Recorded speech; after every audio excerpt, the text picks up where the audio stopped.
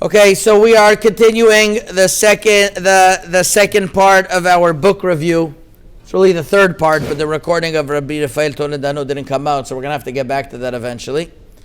And today I wanted to discuss the Shelot Teshuvot Vayomer Yitzchak, as the library is named for Rabbi Yitzchak ben Walid. So I wanted to discuss one aspect of the Teshuvot of Vayomer Yitzchak, which is particularly relevant to the Moroccan poskim, as it's not written in the Shulchan Aruch extensively, or even not extensively. The Shulchan Aruch does write in Choshen Mishpat, Siman Resh Yud Bet, that you cannot make a kinyan, you can't make an acquisition, al davar she'en bo mamash, on something that's not substantial. So for example, if you want to acquire a property that has not been built yet, just on paper, it's not simple how to acquire that, because there's nothing to acquire. It's not physical. So things that are not around, and they're not tangible, and they're not physical, there's no such thing as a kinyan.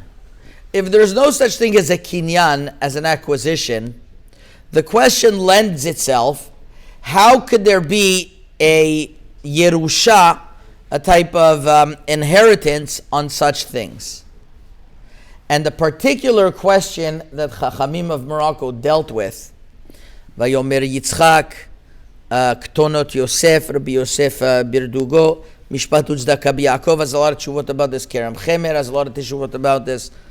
They all deal with questions regarding ownership and rights of leadership of a Bet HaKnesset.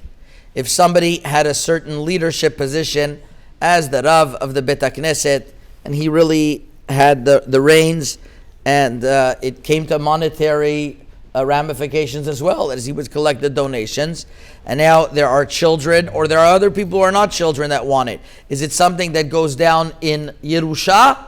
Something that goes down in inheritance, or is it not something that comes down in inheritance?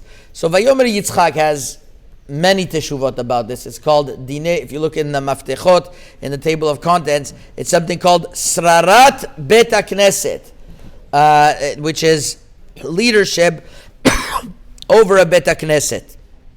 And he has asked in Siman Kuf Bet the following. There are people who come along and claim that a certain Chacham had the Chazakah, that means he had the rights to this Srarat Bet HaKnesset, and he would benefit from whatever advantages it came with, mainly that he was able to support himself. Now, this person has children. Do the children get it? So Vayomer Yitzchak right away quotes the Rambam in Perek Aleph Minchot Melachim, that says that a king is anointed, and once he's anointed, he gets the position for him and his children. And on that says the Rambam famous words, Velo hamalchut bilvad, not only kingdom, ela kol asrarot vechol hamenuyim shebiyisrael Yerusha livno veleben beno. Any king, any leadership positions are an inheritance, as long hu yishia ben mimale makom avotav, as long as the child fills the shoes of his father, bechochma, in wisdom, ubiyirah, and with fear of God. Now let's say he has fear of God, but he doesn't have wisdom, so you get somebody to teach him. Ma'amidim oto makom aviv umelamdim oto. That is a very important rule, and the Kesef Mishneh brings a source from the Sifri regarding the Kohen Gadol. When he dies, his children take over, and the Sifri says not only a Kohen Gadol, but any Parnasei Israel, any people in leadership, there is such a succession. So you see that there is such a rule from these different sources that are not written in the Shulchan Aruch, and it's not a tangible thing, so you can't really say there's a kinyan. But it seems to be a concept that was inherited. And says Rabbi Yitzchak ben Walid, based on this, a child has the right. Now, that seems to be something that was clear cut, and that was a clear cut psak. What wasn't so clear cut is other psakim. For example, he has in Siman Kuf Gimel regarding the Sararat Bet HaKnesset Bibas. That was in his area in Tetuan, and he was actually family. It was his brother-in-law. They wanted him to get involved in a very big question: who had the rights of the Bet HaKnesset, and it would manifest itself in all types of way. Here it was a complicated case. I'm not going to get into all the details, but who came first and who came second.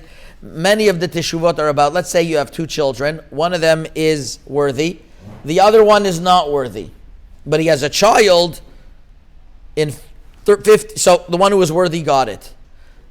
Fast forward 20 years, this one who wasn't worthy had a child, and that child is worthy. Now he wants his dibs, but the children of the first one want the dibs. So do you go, well, too bad, you lost your chance since you weren't worthy. It went over to your brother, and he's the one in charge now. Or, right now I'm not worthy, but my brother and my son is going to be worthy, so he should be able to go back to the original grandfather and say that's his position. And they have to shuvot about this, and indeed it comes out that he does have that claim. He does have the right to that claim. Another question is regarding other positions that are not being a Rav, but being a Shaliach Tzibur. Is a Shaliach Tzibur considered a leadership position, or it's called Umnut Be'alma? Or it's that he's there appointed to lead the tefillah. It's a job. It's a job. So it's not a leadership position. So the Sefer Chikre Lev, one of the great Sephardic Acharonim from Turkey, Orach Chaim Siman Tet Vav, has this long discussion. And they go back and forth whether it's considered a job or not. They come out that it could be that it does have some type of leadership capacity to it. Especially you take a look at some synagogues, it's a whole position. He's up there and he's like the second rabbi. So that's not a simple question at all. I'm not going to decide on this big issue. It's obviously, if it's relevant, people have to in the synagogues they have to deal with it. Another question was a shochet. Is a shochet also some type of leadership position? The shochet, because the shochet does come with prestigious types of titles. A person is shochet in the community. That means he is trusted. He's a Yireh Shamayim. He has credibility. Because a person who's like a shochet and he's not very learned and he's not a very modest, or he doesn't do appropriate things, we don't let him be a shochet. So it does come with certain types of, we'll call it fringe benefits. But the poskim also say that maybe it's just a job, and therefore it's not called benefits. So who says that his son would get rights after him if he died over another shochet? Whoever's the most qualified should go. So that's another question that Chacham ben Walid dealt with. Just to give you a few more, just to get an idea about how these questions worked. What happens?